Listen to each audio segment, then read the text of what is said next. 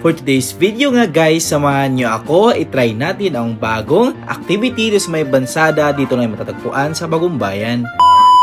Dumating nga pala kami dito sa may Bansada around 11 AM. Grabe, napakaganda talaga ng panahon. Nakisama talaga siya sa trip namin ngayon. Dito pala sa Bansada guys, fourth time ko na pong nakibisita dito. At ngayon, itatry natin ang bago nilang activity, ang cable car dito sa may Bansada. Nagkakahalaga ng 250 pesos per head kapag sasakay ka dito sa my cable car na ito. At syempre, kasama ko sumakay ang aking boyfriend. Grabe, napaka-romantic talaga ng place na ito. Kaya kapag dumaan man kayo dito sa may Bagong Bayan, huwag niyong kalimutan at bisitahin ang Bansada. Grabe guys, kahit ilang beses na ako nakabisita dito, hindi pa rin akong nagsasawang bumisita dito kasi tignan nyo naman, napakaganda ng lugar at napaka-chill talaga tambayan. Kaya kapag nagustuhan nyo ang video ito, don't forget to like and share sa ating video. Kaya ayun, maraming salamat!